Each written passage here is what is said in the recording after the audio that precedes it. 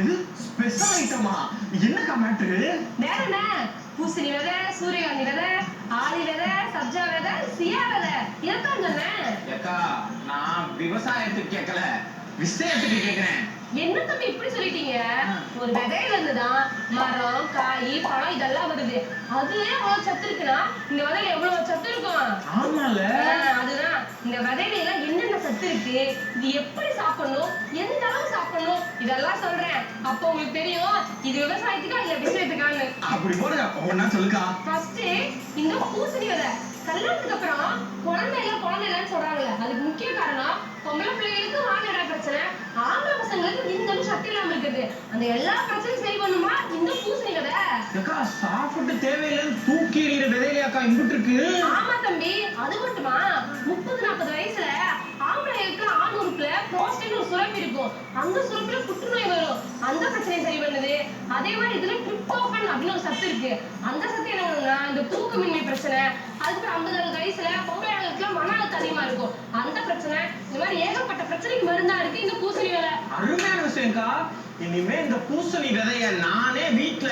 அதேதான் தம்பி, நீங்களே பூசணிக்காயை வாங்கிட்டு போய் வீட்டுல சமைச்சு முடிச்சுட்டு பூசணி விதையை மட்டும் தனியா எடுத்து 2 நாள் வெயில காய போட்டு எடுத்தீங்கன்னு வச்சுக்கோங்க, பூசணி எல்லாம் வந்துட போது நீங்களே செஞ்சு சாப்பிடுங்க. அடுத்து இந்த சூரியகாந்தி விதை. இதுல பாத்தீங்கன்னா விட்டமின் இ சத்து ரொம்ப இருக்கு. அதனால நம்ம சருமத்துக்கு நல்லது, முடிக்கு நல்லது. அது மட்டுமா இது செரிமானத்துக்கு நல்லதுப்பா இந்த சூரியகாந்தி விதை.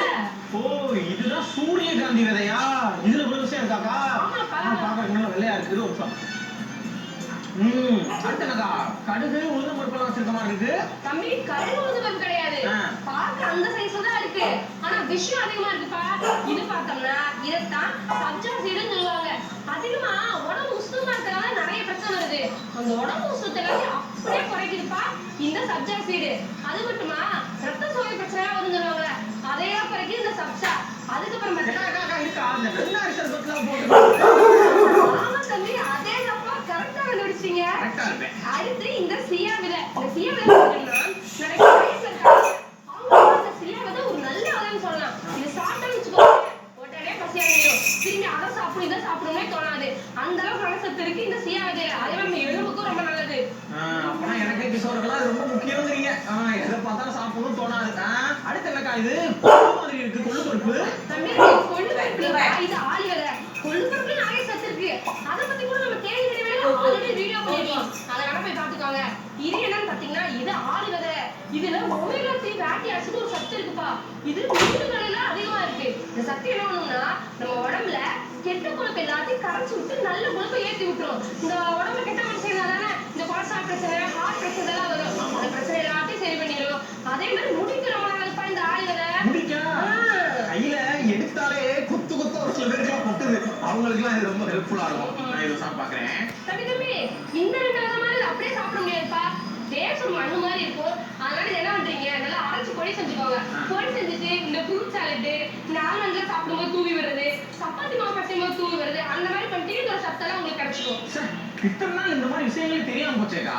நீ என்னன்ற நம்ம ஐட்டங்கள் பூராத்துலயே 100 கிராம், இந்த ஐட்டத்துல பூரா 100 கிராம் கொடு, கலந்து எடுத்து கலக்கிடுவோம். சூப்பர் தம்பி, கட்டாயம் தர்றேன். ஆனா உங்க தம்பி இந்த விதையில ஏகப்பட்ட சத்து இருக்கு. இந்த புரத சத்து, நார் சத்து அதிகமா இருக்கு. இந்த மெக்னீசியம், பாஸ்பரஸ் இந்த சத்தெல்லாம் இருக்கு.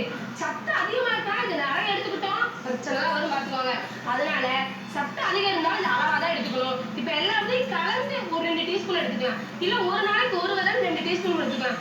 அதிகபட்சமா 20 கிராம் தான் எடுத்துக்கணும். அதுக்கு மேல எடுத்தீங்கன்னா அப்புறம் பிரச்சனை பாத்துக்கோங்க. அதுவும் அப்படியாக்கா? கரெக்டா ஒரு 20 கிராம் தான் எதுவா இருந்தாலும் கலந்து சாப்பிட்டாலும் 20, தனித்தனியா சாப்பிட்டாலும் ஒரு நாளைக்கு ஒரு 20 கிராம் எடுக்கிற நல்லதுங்கிற.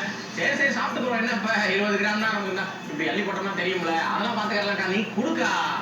ஆமா தம்பி, அளவுக்கு மீறினா அமிர்தமும் நஞ்சுவே. அது தெரிஞ்சுட்டு தான் எந்த பொருளா இருந்தாலும் சாப்பிடணும். இப்ப இந்த பூசணி விதை பாத்தீங்கன்னா இது அப்படியே சாப்பிடலாம், நம்ம பாதாம் பருப்பு மாதிரி முந்திரி பருப்பு மாதிரி. அதே மாதிரி இந்த சூரியகாந்தி விதையும் ரெண்டுமே அப்படியே சாப்பிடலாம்ப்பா. ஆனா இந்த சியா விதை, சப்ஜா விதை என்ன பண்ணணும்னா தண்ணியில போட்டு ஊற வச்சிடலாம். 1 மணி நேரம் ஊற வச்சு அதுக்கப்புறம் நான் சொன்ன மாதிரி சர்பத்லயோ எதுலயோ உங்களுக்கு கலந்து நீங்க குடிச்சீங்கன்னா அந்த சத்தெல்லாம் நம்மளுக்கு கிடைக்கும். அடுத்து இந்த ஆளி விதை ஆல்ரெடி ஒருக்க சொல்லிட்டேன், இது பொடி செஞ்சு நம்ம தேவையான இடத்துல யூஸ் பண்ணி சாப்பிட்டுக்கலாம். நான் சொன்ன மாதிரி அளவுல இது எப்படி எடுத்துக்கணும் அந்த அளவுக்கு எடுத்துக்கணும். ஆனா இது வறுத்து எடுத்துக்கலாம்னு சொல்லுவாங்க. அதனால வறுத்து எடுக்கிறத விட இப்ப நான் சொன்ன மாதிரி எடுத்துக்கிறதா இதுல சத்து இருக்கிறதுல முழுமையா நமக்கு போகும்னு சொல்றாங்க. அதனால நான் சொன்ன மாதிரி எடுத்துக்கோங்க. கரெக்டா இப்ப நீ எப்படி சொன்னியோ அதே மாதிரி இதுல பூரா சாப்பிட்டுறேன். முதல் தடவை விதையில இப்படிலாம் இருக்கு, இந்த மாதிரி விதை இருக்கு அப்படிங்கறத இப்பதான் எனக்கு தெரியுது. விஷயமே நீ சொல்லிதான் தெரியுது. நானும் போய் என் ஃப்ரெண்ட்ஸ் எல்லாம் சொல்றேன், எனக்கு தெரிஞ்சவங்க இப்படி ஒரு விஷயம் இருக்கு, அக்கா சொன்னாங்கன்றத சொல்றேன். சரியா? ஆமா தம்பி, கண்டிப்பா குழந்தை பிள்ளைகள் இருந்து பெரியவங்க வரைக்கும் எல்லாருமே சாப்பிடக்கூடிய பொருள். அதனால கட்டாயம் எல்லாத்தையும் சொல்லுங்க. இப்பெல்லாம் கடையில பார்த்தோம்னா இந்த ஃபாஸ்ட் ஃபுட்டு, ஜங்க் ஃபுட்டு